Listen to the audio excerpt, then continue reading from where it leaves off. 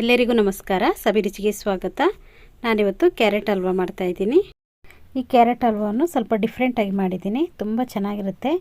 Sweet ಇಷ್ಟಪಡೋರಿಗಂತೂ ಇದು ತುಂಬಾ ಇಷ್ಟ ಆಗುತ್ತೆ.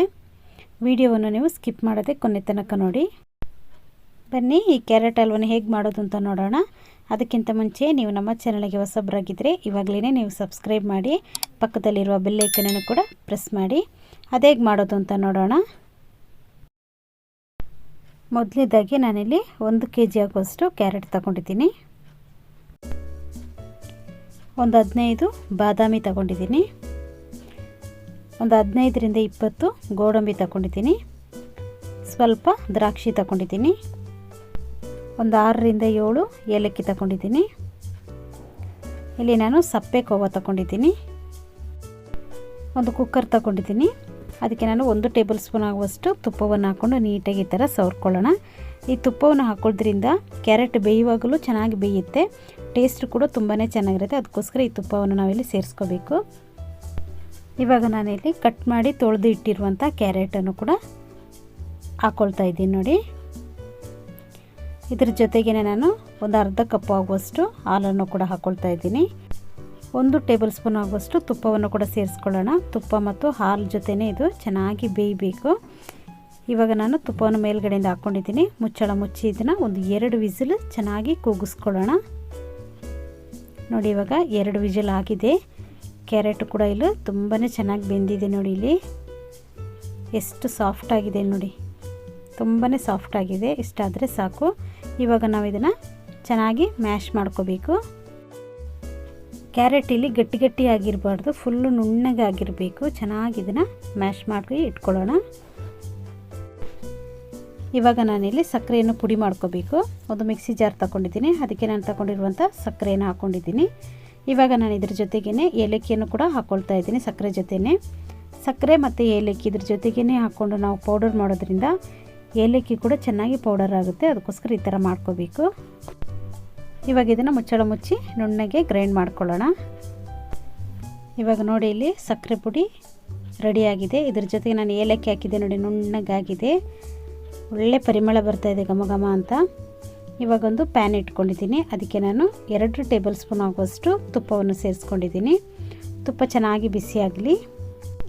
ಇವಾಗ ನೋಡಿ, ತುಪ್ಪ ಚೆನ್ನಾಗಿ ಬಿಸಿಯಾಗಿದೆ. ಇದ್ರ ಜೊತೆಗೆ ನಾನು ತಗೊಂಡಿರುವಂಥ ಗೋಡಂಬಿಯನ್ನು ಕೂಡ ಹಾಕ್ಕೊಂಡು ಚೆನ್ನಾಗಿ ಫ್ರೈ ಮಾಡ್ಕೊಳ್ತಾ ಇದ್ದೀನಿ. ನಾನು ಈ ಕ್ಯಾರೆಟಲ್ಲಿ ಲಡ್ಡು ಕೂಡ ಮಾಡಿದ್ದೀನಿ. ನಾನು ಲಿಂಕ್ ಹಾಕಿರ್ತೀನಿ, ನೀವು ನೋಡಿಲ್ಲ ಅಂದರೆ ಒಮ್ಮೆ ನೋಡಿ. ಇವಾಗ ನೋಡಿಲಿ, ನಮ್ಮದು ಗೋಡಂಬಿ ಚೆನ್ನಾಗಿ ಫ್ರೈ ಆದಮೇಲೆ ನಾನು ಕಟ್ ಮಾಡಿ ಇಟ್ಕೊಂಡಿರುವಂಥ ಬಾದಾಮಿಯನ್ನು ಕೂಡ ಇದಕ್ಕೇ ಸೇರಿಸ್ಕೊಂಡು ಚೆನ್ನಾಗಿ ಫ್ರೈ ಮಾಡ್ಕೊಳ್ತಾ ಇದ್ದೀನಿ. ಇದ್ರ ಜೊತೆಗೇ ದ್ರಾಕ್ಷಿಯನ್ನು ಕೂಡ ಇದ್ರ ಜೊತೆಗೇ ಸೇರಿಸ್ಕೊಂಡು ಅದನ್ನು ಕೂಡ ಸ್ವಲ್ಪ ಹೊತ್ತು ಫ್ರೈ ಮಾಡ್ಕೊಳ್ಳೋಣ. ಇದು ಸ್ವಲ್ಪ ಕಲರೆಲ್ಲ ಚೇಂಜ್ ಆಗಲಿ, ಅಷ್ಟರವರೆಗೆ ಫ್ರೈ ಮಾಡ್ಕೋಬೇಕು. ನೋಡಿ, ಇಲ್ಲಿ ಕಲರೆಲ್ಲ ಸ್ವಲ್ಪ ಚೇಂಜ್ ಆಗಿದೆ ನೋಡಿ.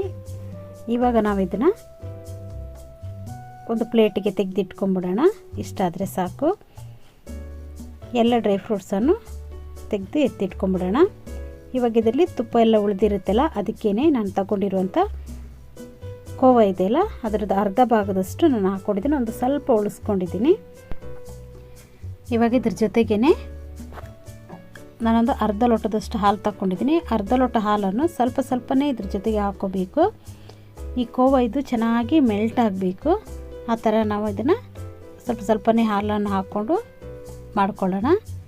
ನೋಡಿ, ಈ ಥರ ಚೆನ್ನಾಗಿ ಕೈ ಬಿಡದೆ ತಿರುಗಿಸ್ತಾನೇ ಇರಬೇಕು. ಇವಾಗ ನೋಡಿ, ಉಳಿದಿರುವ ಹಾಲನ್ನು ಕೂಡ ನಾನಿಲ್ಲಿ ಸೇರಿಸ್ಕೊಂಡಿದ್ದೀನಿ. ನಾನಿಲ್ಲಿ 1 ಲೋಟ ಆಗುವಷ್ಟು ಹಾಲನ್ನು ಮಾತ್ರ ಇಲ್ಲಿ ಸೇರಿಸ್ಕೊಂಡಿರೋದು. ಕ್ಯಾರೆಟ್ ಬೇಯಿಸುವಾಗ ಅರ್ಧ ಲೋಟ ಹಾಲನ್ನು ಹಾಕ್ಕೊಂಡಿದ್ದೀನಿ. ಇವಾಗ ನಾನು ಕ್ರೀಮನ್ನು ರೆಡಿ ಮಾಡ್ಕೊಳ್ಳಿಕ್ಕೆ ಅರ್ಧ ಲೋಟ ಹಾಲನ್ನು ತಗೊಂಡಿದ್ದೀನಿ. ಟೋಟಲಾಗಿ ನಾನಿಲ್ಲಿ 1 ಲೋಟ ಹಾಲನ್ನು ತಗೊಂಡಿರೋದು. ಇವಾಗ ನೋಡಿ, ಇದು ಕ್ರೀಮ್ ಥರ ಆಗಿದೆ. ಇವಾಗ ನಾನು ಬೇಯಿಸಿ ಮ್ಯಾಶ್ ಮಾಡಿ ಇಟ್ಕೊಂಡಿರುವಂಥ ಕ್ಯಾರೆಟನ್ನು ಹಾಕ್ಕೊಳ್ತಾ ಇದ್ದೀನಿ. ಇವಾಗ ಇದನ್ನು ಚೆನ್ನಾಗಿ ಮಿಕ್ಸ್ ಮಾಡ್ಕೋಬೇಕು. ಇಲ್ಲಿ ನೀವು ಕೈ ಬಿಡದೆ ತಿರುಗಿಸ್ತಾನೇ ಇರಬೇಕು ಇದನ್ನು, ಯಾಕಂದರೆ ಉರಿ ಕೂಡ ದೊಡ್ಡದಾಗಿರುತ್ತಲ್ಲ, ಅದಕ್ಕೋಸ್ಕರ ನಾವು ಚೆನ್ನಾಗಿ ಇದನ್ನು ತಿರುಗಿಸ್ತಾನೇ ಇರಬೇಕು. ನೋಡಿ, ಇಲ್ಲಿ ಚೆನ್ನಾಗಿ ನಾನು ತಿರುಗಿಸ್ತಾ ಇದ್ದೀನಿ. ಕ್ಯಾರೆಟನ್ನು ಹಾಕ್ಕೊಂಡ್ಮೇಲೆ ನೀವು ಉರಿಯನ್ನು ಸ್ವಲ್ಪ ದೊಡ್ಡದಾಗಿ ಇಟ್ಕೋಬೇಕು. ಆವಾಗಿದ್ದು ಬೇಗನೆ ಆಗುತ್ತೆ, ಇಲ್ಲಾಂದರೆ ಸ್ವಲ್ಪ ಲೇಟ್ ಆಗುತ್ತೆ. ಅದಕ್ಕೋಸ್ಕರ ಸ್ವಲ್ಪ ಉರಿಯನ್ನು ದೊಡ್ಡದಾಗಿ ಇಟ್ಕೊಂಡೇ ಮಾಡ್ಕೊಳ್ಳಿ. ಇವಾಗ ನಾನು ಇದಕ್ಕೆ ಫುಡ್ ಕಲರ್ ಹಾಕ್ಕೊಳ್ತಾ ಇದ್ದೀನಿ.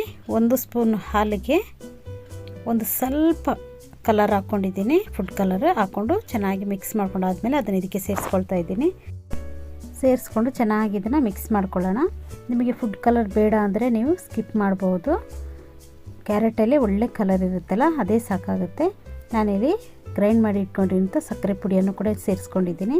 ಸಕ್ಕರೆ ಪುಡಿಯನ್ನು ಹಾಕೊಂಡ್ಮೇಲೆ ಇದು ಸ್ವಲ್ಪ ತೆಳುವಾಗುತ್ತೆ. ಪುನಃ ನೀವು ಉರಿಯನ್ನು ಸ್ವಲ್ಪ ದೊಡ್ಡದಾಗಿ ಇಟ್ಕೋಬೇಕು.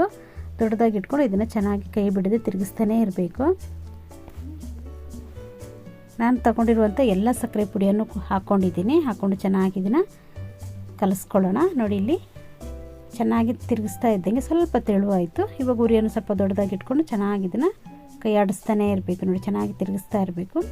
ಚಿಟಿಕೆ ಆಗುವಷ್ಟು ಉಪ್ಪನ್ನು ಕೂಡ ಸೇರಿಸ್ಕೊಂಡಿದ್ದೀನಿ. ಇಲ್ಲಿ ಉಪ್ಪನ್ನು ಹಾಕ್ಕೊಂಡೊಮ್ಮೆ ಚೆನ್ನಾಗಿ ಮಿಕ್ಸ್ ಮಾಡ್ಕೊಳ್ಳೋಣ. ಮಿಕ್ಸ್ ಮಾಡ್ಕೊಂಡಾದ್ಮೇಲೆ ಇದು ಚೆನ್ನಾಗಿ ತಳ ಬಿಡುತ್ತೆ. ನೋಡಿ, ಇವಾಗ ನೋಡಿ ತಳ ಎಲ್ಲ ಬಿಟ್ಕೊಳ್ತಾ ಇದೆ. ಕೊನೆಯದಾಗಿ ನಾವು ಫ್ರೈ ಮಾಡಿ ಇಟ್ಕೊಂಡಿರುವಂಥ ಗೋಡಂಬಿ, ಬಾದಾಮಿ ಇದನ್ನೆಲ್ಲ ಸೇರಿಸ್ಕೊಳ್ಳೋಣ. ಸೇರಿಸ್ಕೊಂಡು ಚೆನ್ನಾಗಿ ಒಮ್ಮೆ ಮಿಕ್ಸ್ ಮಾಡ್ಕೋಬೇಕು.